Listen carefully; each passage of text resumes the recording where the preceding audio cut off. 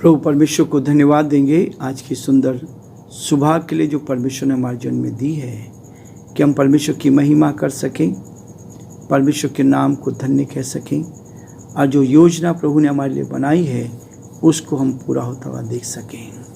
आज के इस डिवोशन में आप सभी का स्वागत है, वेलकम है। प्रभु आप सबको बहुत आशीष दे और प्रभु का हाथ आप सबके साथ बना रहे। आज पूरे दिन भर के लिए हम आपके लिए आशीष को मांग लेते हैं ताकि प्रभु का दया का हाथ आप सब पर बना रहे और आप प्रभु में और आगे बढ़ते जाएं और बहुतों के लिए आशीष का आनंद का कारण बन सकें। हम प्रार्थना करेंगे आज के डिवोशन के लिए। प्रभु परमेश्वर से आशीष मांगे। हर कार्य को आरंभ करने से पहले हम प्रभु के साथ आ जाएं, परमेश्वर से प्रार्थना करें ताकि प्रभु की सुरक्षा हमें मिलती जाए। हम दुआ करेंगे। जीवन की अच्छी आशीषों के देने वाले हमारे उद्धारकर्ता प्रभु, हम आपके पवित्र चरणों में झुके हैं। हम आपकी तारीफ करते हैं, हम आपकी प्रशंसा करते हैं, हम आपके नाम को सराहते हैं प्रभु कि आप आदर, महिमा और स्तुति के योग्य परमेश्वर हैं। हमारी रक्षा करते हैं, हमारी मदद करते हैं, अपने हाथों में रखते हैं प्रभु जी। आज दिन भर के लिए हमारे सारे भाई बहनों के लिए जो आज हमारी इस आवाज़ को सुन रहे हैं प्रभु, आपके हाथों में सौंपते हैं। हमारी प्रार्थना, हमारी विनती प्रभु, हर एक पर आपके अनुग्रह की दृष्टि बनी रहे। हर जन आप में सुरक्षित रहे, हर जन आपकी उपस्थिति एहसास कर सके और जो आपकी योजना पूरी की जाए। हर बीमारी से, परेशानी से, कठिनाई से बचाए। या प्रभु आपका दया का हाथ साथ बना रहे। हमारे देश राजस्थान पर, हमारे देश पर आपकी आशीष चाहते प्रभु जी। इस देश को अपने हाथों में ले, अपनी उपस्थिति का एहसास दे प्रभु। हमारे प्रदेश के लिए, राजस्थान के लिए प्रार्थना करते हैं, इस पर आपके अनुग्रह की दृष्टि चाहते हैं। हमारे प्रदेश के मुख्यमंत्री अशोक गहलोत जी पर आपकी आशीष चाहते हैं। अपने हाथों में ले, अपनी उपस्थिति का एहसास दे, सुरक्षित रखें, आगे बढ़ाएं प्रभु जी। हर बाधाएं, हर समस्याएं प्रभु जी आपके नाम से दूर हो सके और वो आपकी महिमा कारण बन सके। जो समय आपने दिया है उसको आपकी महिमा के लिए पूरा करते हुए जीवन में आगे बढ़ते जाएं और बहुतों के लिए आशीष का कारण बन सके। सारी महिमा, आदर, गौरव प्रभु जी आपको देते हुए इस प्रार्थना को अपने प्रभु, अपने उद्धारकर्ता यीशु मसीह के नाम से मांगते हैं, आमीन।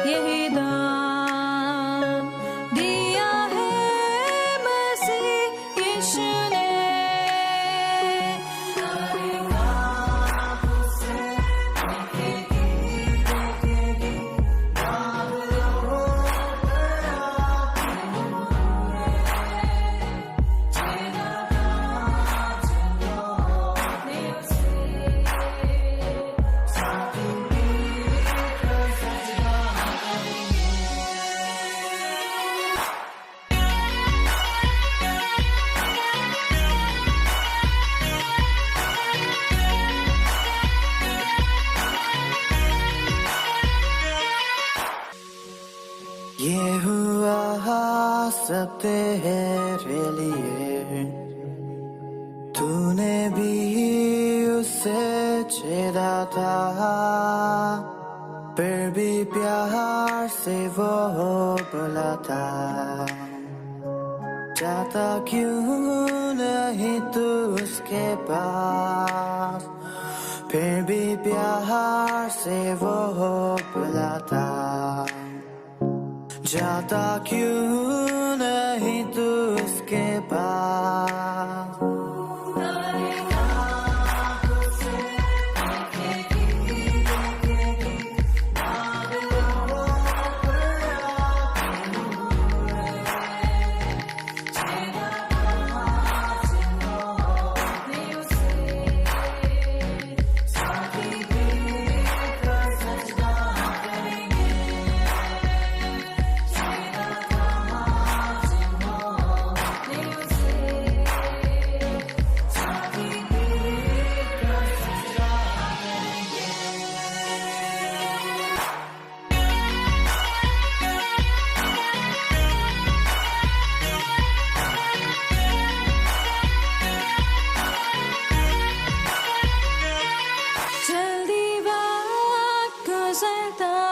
जाता है।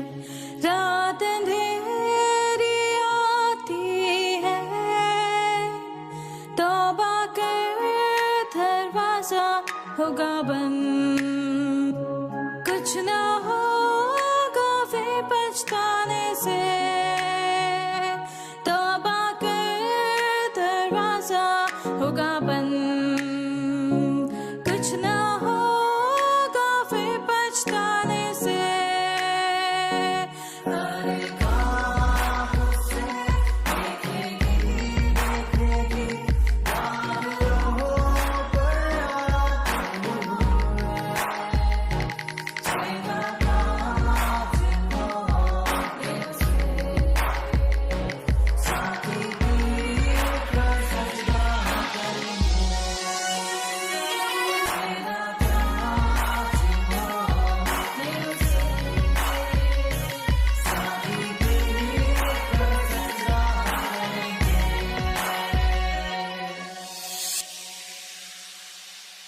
प्रियो, आज का जो विषय है, जो शीर्षक है ठोकर, एक दूसरे को हम ठोकर लगाते हैं, रास्ते में बाधा डालते हैं, हमारे रास्ते में जो आ रहा है उसको अलग करते हैं। प्रभु यीशु मसीह ने एक शब्द कहा है, वचन में लिखा है ठोकरे। मत्ती रचित समाचार उसका 18 अध्याय उसके 6 और 7 पद को मैं आपके सामने पढ़ूंगा। यहाँ लिखा है, पर जो कोई इन छोटों में से जो मुझ पर विश्वास करते हैं एक को ठोकर खिलाए, उसके लिए भला होता कि बड़ी चक्की का पाट उसके गले में लटकाया जाता और वो गहरे समुद्र में डुबाया जाता है। ठोकरों के कारण संसार पर हाय, ठोकरों का लगना अवश्य है, परंतु हाय उस मनुष्य पर जिसके द्वारा ठोकर लगती है। परमेश्वर अपने इस वचन के पढ़े और सुने जाने पर आशीष दे, आमीन। प्रियो, प्रभु यीशु मसीह ने बहुत ही स्पष्ट तरीके से इस बात को कहा है, पर जो इन छोटों में से जो मुझ पर विश्वास करते हैं एक को ठोकर खिलाए, उसके लिए भला होता कि बड़ी चक्की का पाट उसके गले में लटकाया जाता और वह गहरे समुद्र में डुबोया जाता। प्रियो, जो लोग विश्वास से चल रहे हैं, सत्य पर चल रहे हैं, सच्चाई पर चल रहे हैं, ईमानदारी से चल रहे हैं, लोग उनको रास्ते से भटकाने की कोशिश कर रहे हैं, ठोकरे लगाते हैं, उनके काम में बाधा डालते हैं, उनके काम में बाधा डालकर, लेकिन प्रभु कहता है कि हाय उस मनुष्य पर, ठोकरों के कारण संसार पर हाय। जब हम एक दूसरे के रास्ते में ठोकर रखते हैं, ठोकर का मतलब है जब व्यक्ति सीधाई से चल रहा है, ईमानदारी से चलता है, रास्ते में उसके लिए बाधा उत्पन्न कर देना, उसके कार्य में बाधा उत्पन्न कर देना, उसके जीवन में बाधा उत्पन्न कर देना, उसको चिंताओं में डाल देना, ऐसा ठोकर का कारण होता है। उस ठोकर के लिए प्रभु ने स्पष्ट कहा है कि ऐसे व्यक्ति के लिए क्या करना, चक्की का पाट उसके गले में डालकर उसको समुद्र में फेंक देना चाहिए, जहाँ से वो कभी भी बचकर नहीं निकल सकता।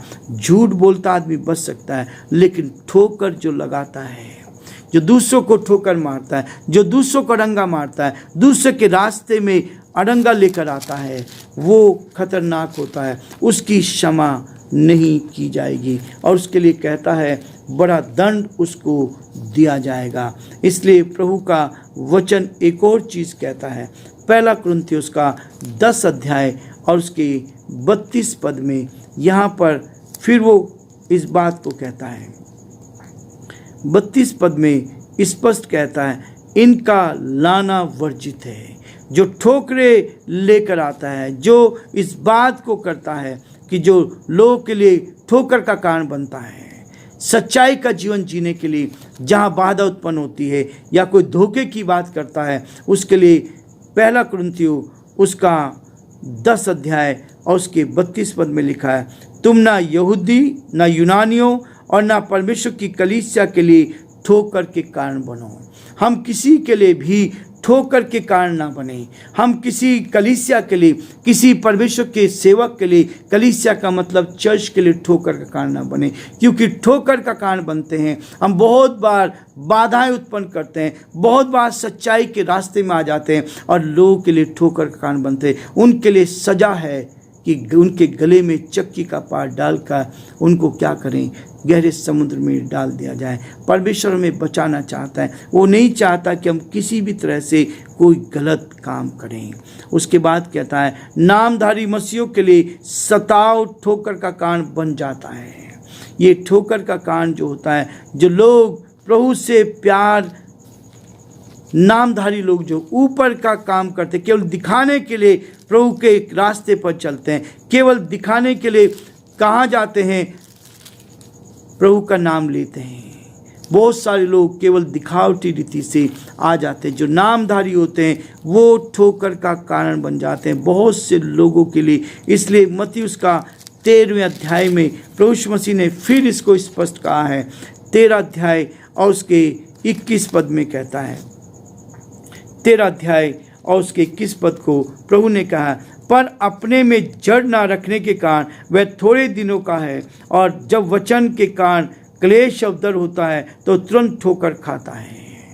जो लोग ऊपरी रीति से, किसी लालच से या किसी स्वार्थ से वो प्रभु पर विश्वास करते हैं, ऊपरी जीवन जीते हैं, उनके लिए कहता है कि जब वो ऐसी समस्या आती, परेशानी आती है, पर अपने में जड़ ना पकड़ने का, जब आप आत्मिक जीवन में मजबूत नहीं होंगे, जब आपके सामने समस्या आएगी, वो कहता है, प्रभु ने कहा है जड़ ना रखने का कारण वह थोड़े दिन ही का है, और जब वचन के कारण क्लेश अवदर आता है तो तुरंत ठोकर खाता है। जो लालच से आते हैं वो लालच से चले जाते हैं। इसलिए प्रभु का वचन कहता है कि जो प्रभु के पर विश्वास करता है, नामधारी मसीह, जो कुछ समय के लिए प्रभु के पास आने की कोशिश करते हैं, जो कुछ समय के लिए विश्वास करते हैं या किसी स्वार्थ से या किसी लालच से वो आ जाते हैं, उनके लिए यहाँ बहुत सख्त सजा दी गई है। उनके लिए कहा है वो ठोकर का कारण बनते हैं, उनके लिए कोई बचाव नहीं है। इसलिए मत्ती उसके 24 अध्याय और उसके 10 पद में भी कहा, तब बहुत से ठोकर खाएंगे और एक दूसरे को पकड़वाएंगे और एक दूसरे से बैर रखेंगे।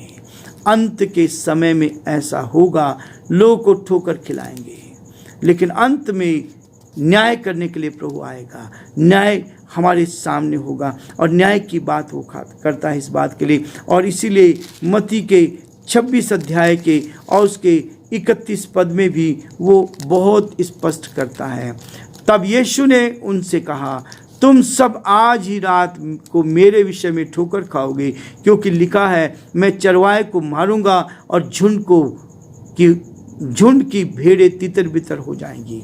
जब प्रभु यीशु मसीह को पकड़वाया गया था गतसमनी के बाग में, प्रभु ने पहले से बताया कि आज ही रात तुम मेरे कारण ठोकर खाओगे। उस प्रभु के साथ 3.5 साल तक सीखने के बाद सारे चेले उसको छोड़कर चले गए थे। प्रियो, परमेश्वर का वचन कहता है ये ठोकर लगना क्या कहता है? ठोकर, परमेश्वर कहता है कि इससे हमें बचना है। परमेश्वर के साथ विश्वास की धार्मिकता के कारण हम इन ठोकरों से बच सकते हैं। विश्वास की धार्मिकता जब आप लेके चलते हैं, जब आप विश्वास की धार्मिकता का जीवन जीना चाहते हैं, जब धार्मिकता का जीवन आपका होगा, तब इन ठोकरों से आप बच सकते हैं, इनसे आपका छुटकारा होगा। विश्वास की धार्मिकता से आप बच सकते हैं और उसकी उपस्थिति का एहसास कर सकते हैं। रोमी उसका 9 अध्याय उसके 32 पद में यहाँ पर भी पौलुस कहता है, किस लिए? इसलिए कि वे विश्वास से नहीं परंतु मानव कर्मों से उनकी खोज करते थे। उन्होंने उस ठोकर के पत्थर को ठोकर खाइए, उस ठोकर के पत्थर से ठोकर खाइए। प्रियो, जब आप विश्वास से धार्मिकता के कारण विश्वास में मजबूत रहते हैं, तब आप इस ठोकर से बच सकते हैं। परमेश्वर हम सबको आशीष दे और इस बुराई से बचाएं। हम एक दूसरे को ठोकर का कारण न बने। हमारे जीवन से, हमारे व्यवहार से लोगों को आशीष मिले, हम दूसरों के लिए आशीष देने वाले बन सके और परमेश्वर के नाम को ऊंचा उठा पाएं।